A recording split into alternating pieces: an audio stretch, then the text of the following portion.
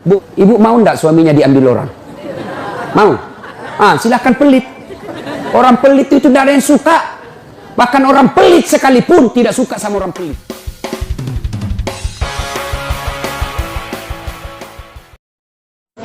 Ibu-ibu, mau lihat pelitnya ibu?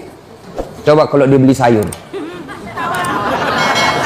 Hobi memang dia nawar. Kalau dia ke pasar, beda 1000, dia kelilingi tuh pasar. Beda 1000 tuh dia kelilingi. Bu, halo ibu.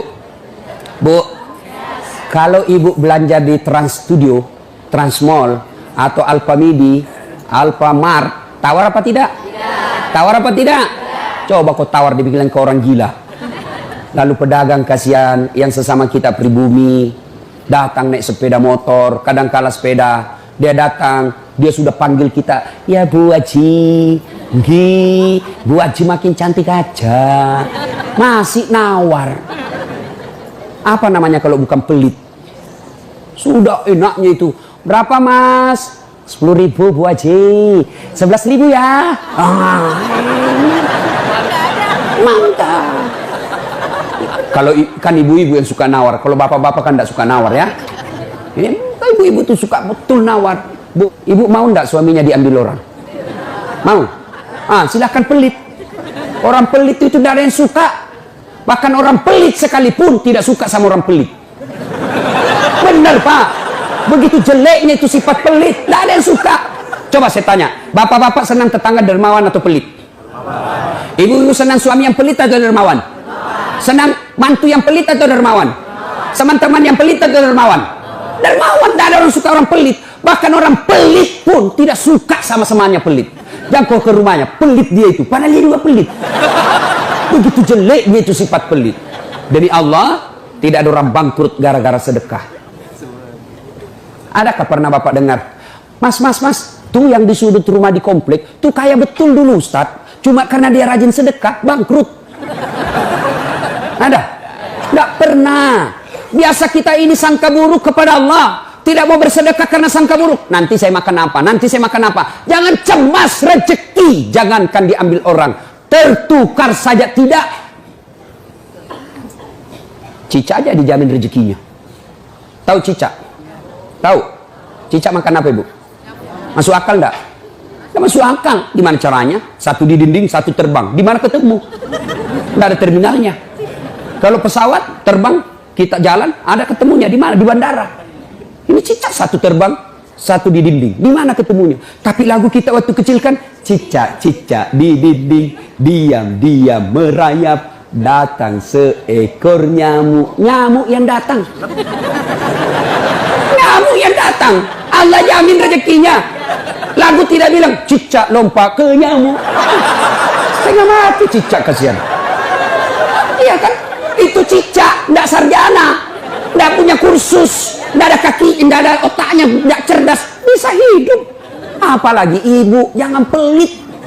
Sedekah, Allah sudah jamin rezekimu. Bu, ada suaminya mulai selingkuh? Ada?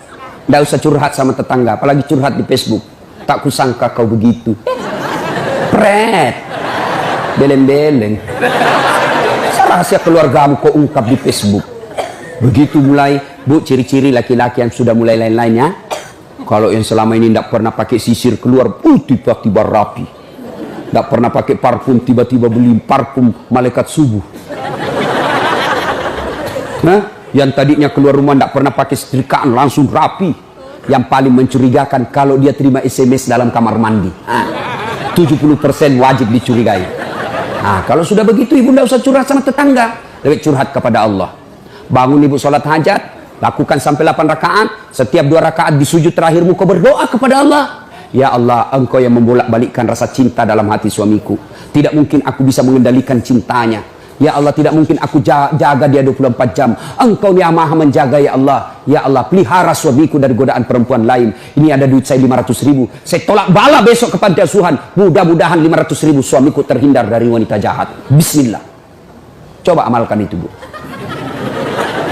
Coba amalkan. Yang jadi masalah kalau suaminya juga sudah tahu rumusnya. Dia bangun juga sholat tahajud. Dia bangun pula sholat hajat. Istrinya sebelah, kamar sebelah, suaminya kamar sebelah. Ya Allah, capek sudah saya lihat istri saya, ya Allah. Ngamuk aja kerjanya, marah-marah aja, berat badannya juga makin tambah, ya Allah. Tak tahu dilihat dari mana dia seksi. Ya Allah, ini ada duit saya 500.000. Tolak bala, ya Allah. Mudah-mudahan istriku ikhlas saya kawin lagi. Bingung malaikat yang mana? Jangan pelit, demi Allah. Tidak ada orang bangkrut gara-gara sedekah. Saya kasih contoh. Tanggal 4 kemarin, sehari sebelum lebaran. Ya, tanggal 3 malam. Ada anak-anak usia 19 tahun. Bapaknya Flores, mamanya Toraja, Kristen.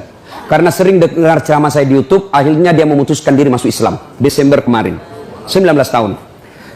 Tanggal 3 malam, dia DM ke saya di Instagram. Ustaz, saya ini dicerita cara mualafnya. Kemudian besok sudah mau lebaran, saya belum punya baju baru, Ustaz. Saya lihat Ustaz ini bagus-bagus bajunya. Di mana belinya, Ustaz? Saya bilang sebenarnya baju saya tidak dibeli, bikin sendiri. Tapi yang lebih sebenarnya lagi, bukan baju yang bagus, saya yang gagal. Ya, sudahlah. Saya butuh baju lebaran. Saya bilang, kau datanglah ke rumah saya. Saya sediakan, kau pilih bajuku yang kau suka. Dia pakai tongkat, turun dari taksi. Wih, kasihan saya. Kenapa kakimu, Dek? Ternyata diamputasi kakinya. Dia singgah sholat asar, ditabrak mobil. Saya bilang, berat betul hidupnya ini anak. Diusir dari orang tuanya, Pak. Diusir, sekarang tinggal di masjid. Tidak disetujui, hanya dia sendiri masuk Islam. Diusir. Bilang, kenapa kakimu? Saya cerita. Sedih saya, sempat berkaca. Yang sedih, Ustaz. Ini tidak ada artinya ini kaki ketimbang iman saya kepada Allah. Luar biasa, 19 tahun. Saya ambil baju saya yang paling bagus. Kau pilih ini, Dek. Mana kau suka? Bener, diambil yang paling bagus. Sempat juga saya nyesal. Sudah, karena saya buru-buru ke bandara, saya mau pergi khutbah. Ya, ini Dek, ambil 1 juta. Sudah, kembalilah dia, naik Grab lagi. Sudah, perjalanan saya ke bandara, masuk WhatsApp. Ustadz, berapa nomor rekeningnya? Wakil Wali Kota Balikpapan. Dalam hati saya bilang, kenapa lagi Pak Wali? Ada apa? Pada dalam hatiku, segeralah. Kirimlah nomor rekening. Masih di atas mobil, masuk. Masuk, berapa transferan masuk? 30 juta. Tadi keluar 1 juta. Tidak cukup sampai situ, Allah balas lebih banyak. Sampai saya di airport, bandara, depan pintu 7 nunggu saya keberangkatan. Tiba-tiba ada ibu-ibu lari, bawa amplop. Ustaz, tunggu dulu Ustaz. Apa? Ini dalam hatiku, ada apa lagi? Padahal cepat sudah. Ini ada ternyata ada fans saya, dia lihat saya di bandara, dia mau kasih, coba buru-buru mau masuk bandara. Dikasih saya melalui itu ibu. Nih ada Ustaz titipan dari ini. Oke, saya buka, berapa isinya? 10 juta. Sudah 40 itu kan gantinya. Besoknya tanggal 5 selesai khutbah. Biasanya kalau saya khutbah dikasih itu ibu 25 juta sama itu Bu Bupati. Berapa saya dikasih waktu itu? 35 juta. Berapa Allah ganti? 75. Keluarkan 1 juta, Allah ganti 75 juta. Kenapa ibu miskin? Karena ibu malas bersedekah. Selalu berkeyakinan saya miskin. Maka Allah, ana indasanni abdibi. Saya tergantung sangkanya hambaku. Kalau kau sangka tidak mampu, maka kau kasih tidak mampu. Sedekah ibu. Allah tidak lihat 1 jutanya. Allah tidak lihat 100 ribunya. Yang Allah mau nilai, kamu sedekah enggak 1 hari ini. Jangan pernah lewatkan maghrib tanpa sedekah di hari itu. Coba amalkan. Coba. Kenapa kita tidak bisa umroh? Karena selalu yakin saya tidak mampu. Maka Allah, ya sudah, kau yakin tidak mampu. Sedekah. Pulang ini kau sedekah sama tetanggamu. Cari orang miskin. Cari janda-janda tua. Tidak usah janda muda. Banyak yang bisa selamatkan. Jelas? Salatullah, salamullah, ala toha rasulillah. Salatullah, salamullah, ala yasin habibillah. Nah, sudah banyak sebenarnya penyakit hati, tapi waktu yang terbatas. Saya cuma bilang waktu yang terbatas.